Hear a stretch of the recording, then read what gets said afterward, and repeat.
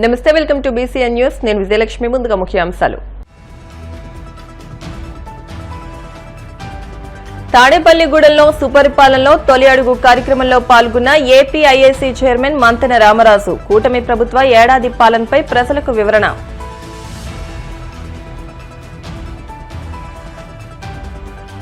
Tadepalli YCP కేంద్ర కార్యాలయంలో మాజీ ఉప ప్రధాని డాక్టర్ బాబు జగజీవన్ రామ్ వర్ధంతి కార్యక్రమం. నివాళులర్పించిన పలువురు నాయకులు.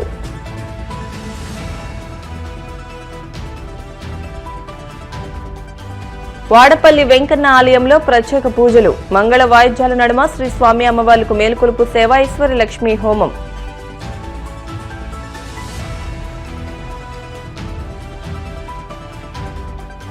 గూడూరులోని శ్రీ పాండురంగ విఠలనాథ స్వామివారి దేవస్థానంలో వైభవంగా వార్షిక బ్రహ్మోత్సవాలు. రథంపై పట్టణ పురవీధుల్లో విహరించిన స్వామివారు. కూటమి ప్రభుత్వం ఏర్పడి ఏడాది పూర్తయిన సందర్భంగా రాష్ట్రంలో సుపరిపాలనలో తొలి అడుగు కార్యక్రమం జోరుగా సాగుతోంది. ఇందులో భాగంగా పశ్చిమ గోదావరి జిల్లా తాడేపల్లిగూడెం 14వ వార్డులో టీడీపీ రాష్ట్ర కార్యనిర్వహణ కార్యదర్శి గొర్రెల శ్రీధర్ ఆధ్వర్యంలో వార్డు ప్రెసిడెంట్ సనపతి త్రిమూర్తుల అధ్యక్షతన జరిగిన కార్యక్రమంలో APIIC chairman Mantena Ramaraju, TDP నియోజకవర్గ ఇన్ఛార్జ్ వలవల బాబ్జీ ప్రజల్లోకి వెళ్లారు. ప్రభుత్వ పాలనలో జరిగిన అభివృద్ది సంక్షేమ కార్యక్రమాలను ప్రజలకు వివరించేందుకు ఇంటింటికి ప్రచారం చేపట్టారు. కూటమి ప్రభుత్వం అధికారంలోకి వచ్చాక చేపట్టిన అభివృద్ది పనుల గురించి, ప్రజలకు అందిస్తున్న సంక్షేమ పథకాల గురించి వారికి తెలియజేశారు.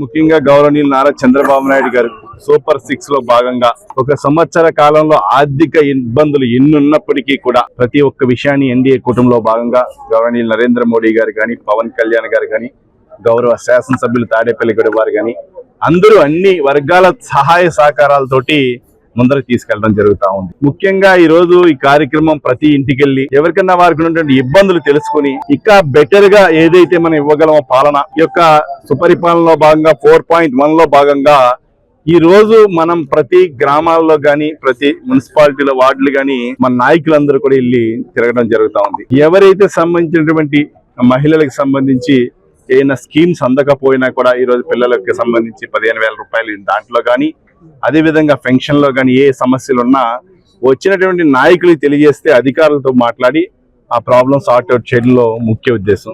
ముఖ్యంగా గౌరవనీయులు నారా చంద్రబాబు నాయుడు గారు వచ్చాక పెన్షన్ స్కీమ్ ఈ రోజు 4,000 రూపాయలు ఇవ్వడం జరిగింది. మన రాష్ట్రాల్లో కానీ ప్రపంచంలో మన భారతదేశంలో మన రాష్ట్రంలో ఎక్కడా లేదు.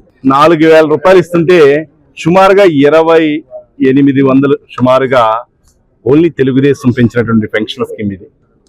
అన్న నందమూరి తారక రామారావు గారు 30 రూపాయల్లో ప్రారంభిస్తే ఈ రోజు 4,000 రూపాయలు అయితే 4,000 రూపాయల్లో 2,800-2,900 రూపాయలు తెలుగుదేశం పార్టీ పార్టిసిపై కానీ ఒక 4 సార్లు అధికారాన్ని మనం చేసిన దాంట్లో ఇది వచ్చింది. ఈ రోజున క్యాంటీన్స్, అన్నా క్యాంటీన్స్ కూడా మూతపట్టినన్నింటినీ కూడా తెరవడం కానీ, అదేవిధంగా ఉచిత గ్యాస్ సిలిండర్స్ కానీ సంబంధించినటువంటి ప్రతి ఒక్క విషయంలో బస్సు ఈ ఆగస్టు 15కి ఉచిత మహిళలందరికీ కూడా ఉచిత బస్ సర్వీస్ కానీ, ల్యాండ్ టైటిలింగ్ యాక్ట్ రద్దు చేయడం కానీ ఎన్నో కార్యక్రమాలు చేయడం జరుగుతుంది. పక్కన ఇండస్ట్రియల్గా, పక్క 20 లక్షల ఉపాధిగా, ఒక పక్కన ఆ విధంగా కూడా సుమారుగా 10-15 లక్షల కోట్ల రూపాయలు పెట్టుబడులు తీసుకొచ్చే విధంగా కానీ లోకేష్ బాబు గారు ప్రయత్నం చేయడం జరుగుతూ ఉంది. అంతేకాదు ఇక రాబోయే రోజుల్లో కన్వాస్లింగ్ ఒక పక్కన రైతులకు కూడా చూస్తున్నాం మనం. అన్నదాత సుఖీభవ కార్యక్రమే కాదు, రైతులు కొనుగోలు చేసినటువంటి ధాన్యం గతంలో 6 నెలలకు 5 నెలలకు డబ్బులు ఇచ్చేవారు. ఈ రోజు 36 గంటల్లో ఇవ్వడం జరుగుతుంది. ఎక్కడికి వెళ్ళినా మరి ఏదైతే చంద్రబాబు నాయుడు గారు ఆశించారో ఆ కార్యక్రమం జరుగుతూ ఉంది. ఎందుకంటే ప్రజలందరూ కూడా చంద్రబాబు నాయుడు గారే కావాలి, ఎన్నేళ్లున్నా ఆయనే ముఖ్యమంత్రిగా ఉండాలన్న తలంపుతోటి ఉన్న పరిస్థితులు కనపడతా ఉన్నాయి క్లియర్ గా. ఎక్కడికి వెళ్ళినా సరే ప్రభుత్వ పనితీరు ఎలా ఉందంటే చాలా బాగా చేస్తున్నారు, ఇంకెంతకంటే ఎవరో చేయలేరు అన్న మాట ప్రతి ఒక్క మహిళ ద్వారా వస్తుంది. మరి ఎక్కడైనా పెన్షన్ తీసుకున్న ప్రతి వ్యక్తి కూడా మరి చంద్రబాబు నాయుడు గారికి నమస్కారం చేసుకుంటున్నారు. అంత బాగా ఈవేళ ప్రభుత్వం పనిచేస్తున్న కారణంగానే మరి అందరికీ కూడా సంక్షేమ ఫలాలు అందినాయి అని చెప్పి తెలియజేస్తా ఉన్నాను. అంతేకాకుండా ఈ నెలలో మరి రైతుల కోసం మరి అన్నదాత సుఖీభావ కార్యక్రమాన్ని విడుదల చేయడానికి మరి మన ముఖ్యమంత్రి గారు, అలాగే మన ఉప ముఖ్యమంత్రి పవన్ కళ్యాణ్ గారు, మోడీ గారి ఆశీస్సులతోటి ఈ కార్యక్రమాలన్నీ కూడా జరుగుతూ ఉన్నాయి. అంతేకాకుండా ఆగస్టు 15న మహిళల కోసం మరి ఉచిత బస్సు సర్వీసు జిల్లాలో మరి ఉచిత బస్సు సౌకర్యాన్ని కలగజేసిన పరిస్థితి. తాడేపల్లి వైసీపీ కేంద్ర కార్యాలయంలో మాజీ ఉప ప్రధాని డాక్టర్ బాబు జగజీవన్ రామ్ వర్ధంతిని ఘనంగా నిర్వహించారు. ఈ సందర్భంగా పార్టీ నేతలు ఆయన చిత్రపటానికి పూలమాలలు వేసి ఘనంగా నివాళులర్పించారు. అనంతరం పలువురు నాయకులు మాట్లాడుతూ స్వాతంత్ర సమరయోధుడిగా, సంఘ సంస్కర్తగా, రాజకీయ నాయకుడిగా దేశానికి ఆయన అందించిన సేవలను గుర్తు చేసుకున్నారు. కేంద్ర ప్రభుత్వంలో పలు శాఖల్లో తన పనితీరుతో ఆయన తనదైన ముద్రను వేశారని కొనియాడారు. దేశంలో అసమానతలను రూపుమాపాలన్న లక్ష్యంతో తన జీవితాంతం జగజీవన్ రామ్ చేసిన కృషి నేటికి అనుసరణీయమని అన్నారు. రెడ్డి గారు ముఖ్యమంత్రిగా పనిచేసినటువంటి కాలంలో కానీ, ఆ తర్వాత వైఎస్ఆర్ కాంగ్రెస్ పార్టీ అధినేత మన ప్రీతమ నాయకులు జగన్మోహన్ రెడ్డి గారు ముఖ్యమంత్రిగా పరిపాలన కొనసాగించిన 5 సంవత్సరాల పరిపాలన కాలంలో కానీ మనం ఒకసారి నిశ్చితంగా గమనిస్తే సమాజానికి 2 కళ్ళుగా ఉన్నటువంటి డాక్టర్ బిఆర్ అంబేద్కర్ గారి ఆలోచనల్ని, ఆశయాల్ని, మరోపక్క జగజ్జీవన్ రావు గారు ఏదైతే అట్టడుగు కుటుంబంలో పుట్టినప్పటికీ ప్రజాస్వామ్యంలో ప్రజానాయకుడిగా తను చేపట్టినటువంటి ప్రతి పదవికి కూడా వన్నె తెస్తూ పరిపాలన అంటే ఇలా ఉండాలా, పరిపాలకుడు అంటే ఇలా ఉండాలనేది దేశానికే చెప్పినటువంటి మహానేత బాబు జగజ్జీవన్ రావు గారి పరిపాలన కూడా ముందుకు తీసుకువెళ్ళినటువంటి పరిస్థితులు కూడా ఈ సందర్భంగా గుర్తు చేయాలి. ఎందుకంటే మహానుభావుడు ఒక ప్రధానమంత్రి పదవి మినహా ఈ దేశంలో ఉన్నటువంటి అత్యున్నతమైనటువంటి అన్ని పదవులకు కూడా అధిరోహించడమే కాకుండా సమర్థవంతమైనటువంటి నాయకుడిగా దేశ ప్రజలందరిలో కూడా ఎందుకు ఈ విషయాన్ని చెప్తున్నా అంటే ఆయన దళిత వర్గంలో పుట్టినప్పటికీ భారతదేశంలో భారతీయులందరూ కూడా గర్వంగా గౌరవంగా చెప్పుకునే నాయకుడిగా జగజ్జీవన్ రావు గారు పరిపాలన చేశాడన్న అంశాన్ని ఈ సందర్భంగా గర్వంగా చెప్పదలుచుకున్నా. మరీ ముఖ్యంగా వైఎస్ఆర్ కాంగ్రెస్ పార్టీగా, ఎందుకంటే సమాజంలో మార్పు కోసం, సమాజంలో మార్పు రావాలని ఆలోచన చేసినటువంటి జగజ్జీవన్ రావు గారు ఒక పక్కుంటే, మరో పక్క డాక్టర్ బిఆర్ అంబేద్కర్ గారి ఆయన ఆలోచనల్ని పుడుకుపుచ్చుకొని ఇవాళ ఈ రాష్ట్రంలో పేదరికం, తారతమ్యాలు ఉండకూడదనే ఆలోచనతోనే 5 సంవత్సరాల పాటు ఈ రాష్ట్రాన్ని పరిపాలన చేసినటువంటి జగన్మోహన్ రెడ్డి గారి వారసులుగా ఇవాళ చెప్పదలుచుకున్నాం. రానున్న కాలానికి సంబంధించి కూడా, ఎందుకంటే ఇవాళ చాలామంది మాట్లాడారు, దళితుల్లో పుట్టాలని కోరుకుంటారని మాట్లాడగలిగినటువంటి పరిస్థితుల్లో ముఖ్యమంత్రులు సైతం ఉన్నటువంటి దౌర్భాగ్య పరిస్థితులు ఈ రాష్ట్రంలో ఉంటే వాళ్ళు కూడా ఇవాళ దండలేస్తారు, మైకులు తీసుకుని మాట్లాడతారు. నేను ఈ సందర్భంగా చెప్పదలుచుకున్నా, మీరు మాట్లాడే ప్రతి మాట కూడా ఆలోచన చేసుకోవాలా. వాళ్ళ చరిత్రను ఒకసారి చూడమని అడుగుతా ఉన్నా. దళితుల్లో పుట్టాలని కోరుకుంటారా అనే మాట నువ్వు అంటున్నా ఉంటే వాళ్ళ ఫోటోలకు కూడా దండలు వేసే నైతిక అర్హత చంద్రబాబు నాయుడికి, తెలుగుదేశానికి లేదన్న అంశాన్ని కూడా ఈ సందర్భంగా చెప్పదలుచుకున్నా. రాజకీయాలలో ఒక దళితుడిగా ఏ ఒక్క వ్యక్తి చేయలేని పోర్ట్ఫోలియోలు, భారతావనిలో అన్ని పోర్ట్ఫోలియోలు చేసినటువంటి రాజకీయ నాయకుడు ఎవరూ లేరు, ఒక్క జగజ్జీవన్ రావు గారు మాత్రమే. ఏ పోర్ట్ఫోలియో చేసినా, ఏ శాఖ చేసినా తనదైన శైలిలో దళిత, గిరిజన, బహుజనుల అప్లిమెంట్ కోసం, వారి యొక్క అభ్యున్నతి కోసమే పాటుపడ్డారే తప్ప ఎక్కడ చిన్న తప్పు కూడా వేరు చూపించడానికి అవకాశం లేకుండా పరిపాలనా దక్షుడిగా పనిచేసినటువంటి మహనీయుడు జగజ్జీవన్ రావు గారు. ఆయన ఆలోచనలు, ఆశయాలు భారతావనిలో కొనసాగితే ఆనాడు బాబాసాహెబ్ అంబేద్కర్ గారి యొక్క ఆలోచన విధానం వర్ధిల్లుతుందని చెప్పి వేరేళ్ళు ఈ రాజకీయాలలో ప్రతి వాళ్ళు కోరుకుంటూ ఉంటారు. జగజ్జీవన్ రావు గారి జయంతినో, జగజ్జీవన్ రావు గారి వర్ధంతినో, అంబేద్కర్ గారి జయంతినో, అంబేద్కర్ గారి వర్ధంతినో చేసి దండలేసి దండం పెట్టే రాజకీయ నాయకులకు ఇది ఒక ఆదర్శప్రాయంగా ఉండే విధంగా మహనీయులను గుర్తు చేసుకోవాలా, వారి అడుగుజాడల్లో పరిపాలన చేయాలా, వారు కోరుకున్నటువంటి, వారు ఆశించినటువంటి ఆశయాలకు అనుగుణంగా పరిపాలన చేస్తే బాగుంటుందని చెప్పేసి ఈరోజు భారతావనిలో ఉన్న ప్రతి పేదవాడు ఎదురు చూస్తున్నటువంటి తరుణం.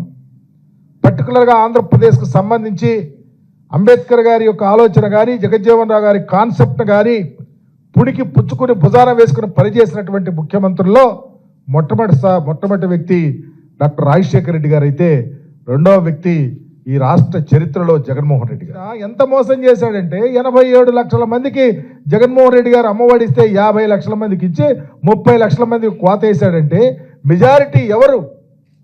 అంబేద్కరీయులు కాదా? జగజ్జీవన్ రావు వర్గీయులు కాదా? ఈ సమాజంలో అణగారిన కులాలు ఎవరు? ఎవరికి సహాయం జరుగుతూ ఉంది? ఎవరి కోసం జగన్మోహన్ రెడ్డి గారు పెట్టారో గమనించమని అడుగుతా ఉన్నా.